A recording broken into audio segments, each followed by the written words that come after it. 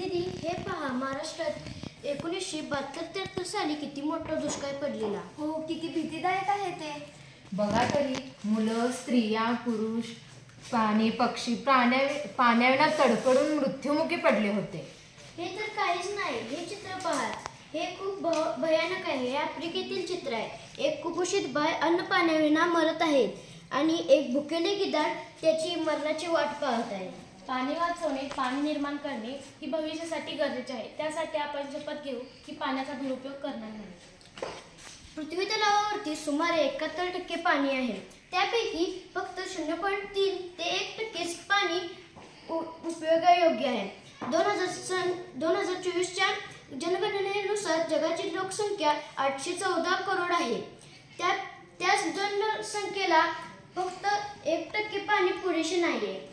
अभ्यासाद्वारे हे कळाले आहे की 3.5 लोक अन्न पाण्याविना मरत आहेत.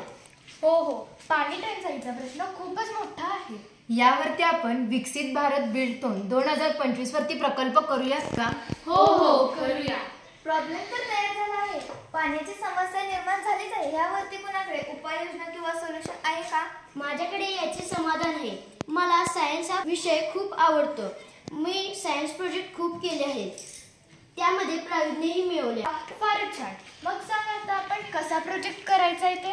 आपण ह्या साक्षी दीदी तू वॉटर पंपार, तनिष्का दीदी तू पेल्टियर मॉड्युलर, वेदिका दीदी तू बॅटरी आणि राधिका दीदी तू कॉपर पाईप आण. राहिलेले साहित्य मी आणतो आणि आपण हे साहित्य कुलकर्णी टीचरांच्याकडे नेऊ आणि मार्गदर्शन घेऊ.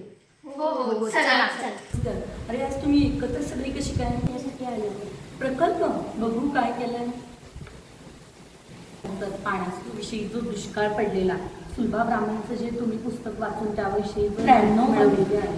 आफ्रिकेमध्ये पण पाण्याविषयी जो दुष्काळ पडलेला, त्यामध्ये त्यावेळी पाण्याविनाची दुर्भिक्ष आहे आणि बरेचसे त्यावेळी मृत्युमुखी पडलेले आहेत. बऱ्याच जणांना जीव गमवावा म्हणून. पण हे चित्र रेखाटलं, पण या चित्राचीच त्यांना स्वतःला कीव वाटायला लागली आणि त्यांनी स्वतःहून काय केली, आत्महत्या केली. आता विद्यार्थी मित्रांनो इकडूया की बघा, आपण हा जो तुम्ही खूप छान विषय निवडलेला आहे, पाण्याची निर्मिती एकदा झाली की आपल्याला मनुष्य, प्राणी आणि तसेच पशु पक्षी आणि जी जैवविविधता आहे, जो भारत आपला जैवविविधतेने नटलेला आहे, त्याचं आपल्याला संरक्षण करता येईल.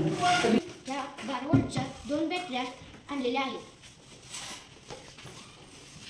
मी एअर कॉम्प्रेशनसाठी हे साहित्य आणलेलं आहे. त्याच्यामध्ये 6 व्होल्टची motor, copper pipe, measuring pipe, एक बॉटल आणि साडीचा बॉक्स आणलेला आहे.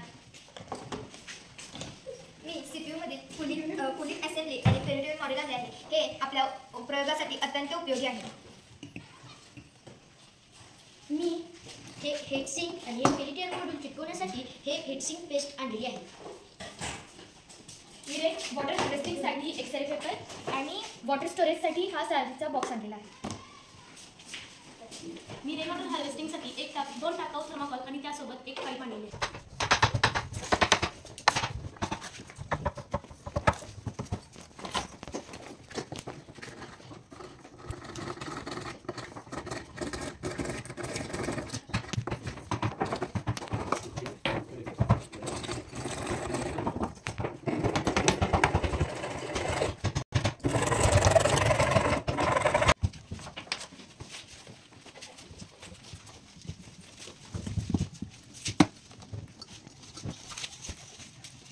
फायनली मित्रांनो, प्रोजेक्ट आपला तयार झालेला आहे. हा प्रोजेक्ट दिवसासाठी 3.5 ते 4 लिटर पाणी तयार करू शकतो. 15 क्युबिक मीटर म्हणजेच घनफूट पाणी आपण वर्षाकाधी तयार करू शकतो.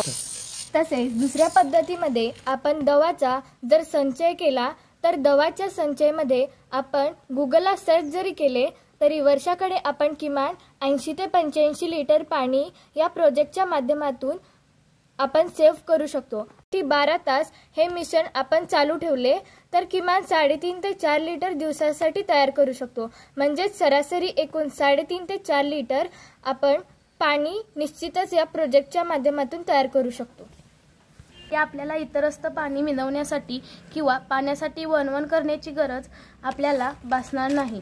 आपण किमान वर्षासाठी आपल्या कुटुंबासाठी आवश्यक ते पाणी आपल्याला निसर्ग देतच असते. ते आपल्याला आपण योग्य पद्धतीने साठवणी करण्याची गरज आहे.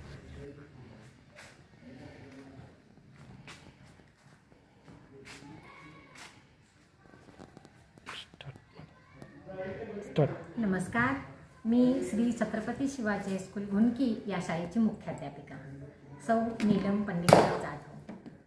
श्री छत्रपती शिवाजी हायस्कूलची स्थापना 1960ला श्री किसन बापू जाधव यांनी केलेली आहे.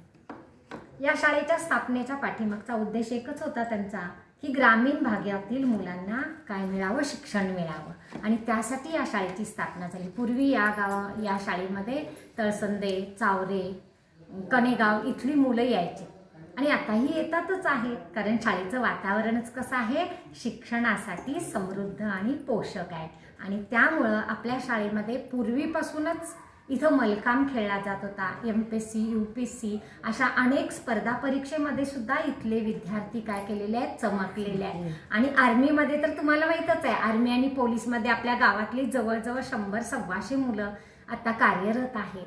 काही मिलिटरीमॅन या शाळेचे रिटायर झालेले आहेत. आणि एकंदरीतच या शाळेचा नावलौकिक जो आहे तो ग्रामीण भागातली शाळा म्हणून केला जातो. आणि बिलथॉनला देत असताना मला खूप आनंद होते, आणि यासाठी तुम्ही केलेलं कष्ट, तुमच्या विद्यार्थ्यांनी आणि शिक्षकांनी केलेले कष्ट, आणि त्यानंतर सगळ्यात महत्त्वाचं म्हणजे तुम्हाला या प्रोजेक्टसाठी तुमच्या पालकांनी केलेलं जे सहकार्य आहे त्याबद्दल त्यांचा मी धन्यवाद देते आणि तुम्हाला पुढील कार्यासाठी शुभेच्छा देते.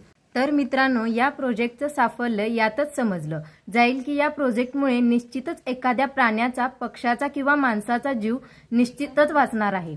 तसेच अनेक वनस्पती सुद्धा या प्रोजेक्टवरती जगू शकतात.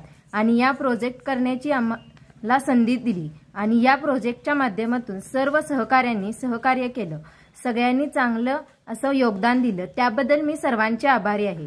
आणि निश्चितच आपण एक चांगलं काम केलं आहे आणि या चांगल्या कामाचं फळ आपल्याला निश्चितच कोणत्या ना कोणत्या स्वरूपात आपल्याला मिळणार. धन्यवाद.